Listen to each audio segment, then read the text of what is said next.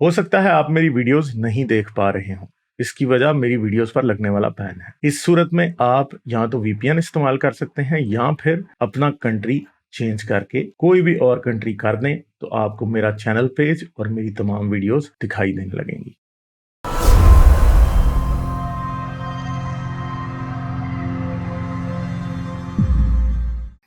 چلیں سمیر علی سے بات کرتے ہیں۔ ہلو ہیلو، ہاں جی ہلو، کیسے ہیں غالب صاحب؟ میں ٹھیک ہوں جی، آپ کیسے ہیں؟ جی خیریت ہے۔ اچھا، ایک چھوٹا سا کویسچن خلافت کے حوالے سے تھا اور اسلامی نظام کے حوالے سے۔ ہاں جی پوچھیے۔ وہ ایک پوائنٹ اٹھائی تھی علامہ جواد حسین نقوی، ایک شیعہ عالم ہے، تو مجھے وہ بہت اچھی لگی تھی نا، تو میں نے سوچا کہ یہ شیئر کرنے غالب صاحب کے ساتھ۔ وہ پوائنٹ یہ تھی کہ انہوں نے کہا تھا کہ جو لوگ کہتے ہیں کہ خلافت قائم کی جائے یا نظام لایا جائے، ان سے یہ کویسچن کیا جائے کہ آپ بندے کو الیکٹ کیسے کریں گے یا سلیکٹ کیسے کریں گے، کیونکہ چاروں خلفاء کا، جو خلفۂ راشدین کہا جاتا ہے جنہیں، ان چاروں کا ایک طریقہ الگ تھا۔ مطلب ابو بکر جو ہے وہ خود ہی آ گیا، عمر جو ہے اس کو ابو بکر نے سلیکٹ کیا تھا، عثمان جو ہے وہ ایک کمیٹی کے نتیجے میں آیا، اور علی کا بھی شاید کوئی کیوٹک جو بھی تھا۔ تو چاروں کا طریقہ الگ تھا۔ اور دوسرا اس میں فالٹ یہ ہے کہ وہ جو میں نے نوٹس کیا ہے وہ یہ ہے کہ ایک بار اگر کوئی خلیفہ بن گیا، اب وہ لائف ٹائم تک وہ خلیفہ ہے۔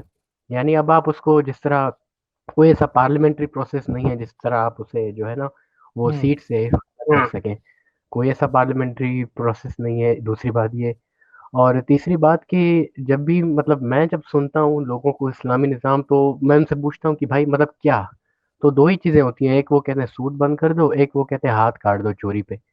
تو کیا دنیا میں یہ دو ہی کام ہوتے ہیں؟ مطلب گورنمنٹس کیا یہ دو ہی کام کرتی ہیں، ہاتھ کاٹنا اور جو ہے وہ سود بین کرنا؟ تو کوئی ایسا آپ اس پہ کامنٹ کریں کہ اگر خلافت قائم کرنی ہے تو آپ خلیفہ کیسے سلیکٹ کریں گے؟ یہ اس پہ کچھ کامنٹ کیجیے گا۔ جو ان کی آفیشیل نیریٹو ہے ہسٹری کا، وہ تو یہ کہتا ہے کہ جی ایک شورا ہوتی تھی جو چوز کرتی تھی۔ تو شورا کیا ہوگی؟ چائنیز کمیونسٹ پارٹی اس شورا سے بہتر ہے۔ کیوں؟ کیونکہ چائنیز کمیونسٹ پارٹی کے لاکھوں کی تعداد میں ممبر ہیں۔ ٹھیک ہے، جی سمجھ میں گئے سن ہیں؟ رہا ہوں۔ شورا کے اندر 10 12 4 5 لوگ ہوتے تھے، مجھے اب یاد نہیں ہے کتنے لوگ ہوتے تھے، کہ صحابی تھے 12 صحابی تھے میرے خیال ہے جو شورا کے اندر ہوتے تھے۔ ٹھیک ہے، مجھے اب صحیح یاد نہیں ہے۔ صحیح ہے، تو یہ تو اصل میں تو ڈکٹیٹرشپ ہی تھی نا، اور پھر فور لائف ہونا تو ڈکٹیٹرشپ ہی ہے۔ تو اگر آپ یہ کہیں، یہ کہتے ہیں جی پہلی جمہوریت جی مدینے کی ریاست جمہوریت پہ مبنی تھی، اب عمران خان بڑے نعرے لگاتا ہے شورا ہوتی تھی جو سلیکٹ، تو کیا شورا کے مدینے کا ہر بندہ ووٹ کر کے خلیفہ کو اپوائنٹ کرتا تھا؟ جمہوریت کا مطلب ہوتا ہے کہ ہر انسان کو برابر رائٹ ملے گا۔ اسلام میں کوئی جمہوریت کی جگہ نہیں ہے۔ اور طالبان کی شورا یا پھر اور آگے پیچھے جو ملیٹنٹ گروپس ہیں ان کی شورا، وہ اسلام ہے، اور وہ تو جمہوریت کو کفر کہتے ہیں ہمیشہ۔ ٹھیک ہے، دوسری بات کہ مسلمانوں کے پاس ایک ہی وہ ہے کہ جی ہاں جی سود ختم کر دو، رات کاٹ دو۔ یہ ایک بہت ہی پتھیٹک اور چیپ سی بات ہے۔ چور کا ہاتھ کاٹ دو اور سود ختم کر دو۔ بھائی سود، آپ آج مجھے بات بتائیں، فرض کریں میں پاکستان میں کسی کو قرضہ دیتا ہوں آج جی ڈالر کتنے کا ہے؟ 185 کا ڈالر چل رہا ہے اس ٹائم پاکستان میں۔ ٹھیک ہے، اور میں اس کے ساتھ ٹائم سیٹ کرتا ہوں کہ مجھے تو یہ قرضہ 1 سال بعد واپس کرے گا۔ ٹھیک ہے، اور 1 سال بعد ڈالر ہوتا ہے 300 کا۔ اب مجھے بتائیں کہ مجھے کس کتے نے کاٹا ہے کہ میں اپنے پیسے دوں، اور سال بعد اسی 1 لاکھ میں، اگر آج اس 1 لاکھ کا ایک فون آ جاتا ہے تو کل اس 1 لاکھ کا آدھا فون بھی نہیں آنا۔ ٹھیک ہے، تو مجھے کس پاگل کتے نے کاٹا ہے کہ میں اپنے پیسے مفت میں اٹھا کے اس بندے کو دے دوں؟ ٹھیک ہے، اور یہ دوسری وہی بات ہے کہ نا مطلب آپ کو پتا ہے کہ دنیا میں سب سے زیادہ سود کی ٹرانزیکشن کون کرتا ہے؟ سود پہ بیس کاروبار کون کرتا ہے؟ بڑی بڑی کمپنیاں کارپوریشنیں کرتی ہیں بھائی، غریب آدمی نہیں کرتا ہے۔ غریب آدمی نہیں کرتا سود پہ کاروبار۔ دنیا میں ہر جگہ یہی رول ہے۔ غریب آدمی کا سب سے بڑا سود پہ لی ہوئی چیز کیا ہوتی ہے پتا ہے؟ گھر، یا کریڈٹ کارڈ پہ جو انٹرسٹ وہ پے کرتا ہے وہ ہوتا ہے، بس اس کے علاوہ کچھ نہیں ہوتا۔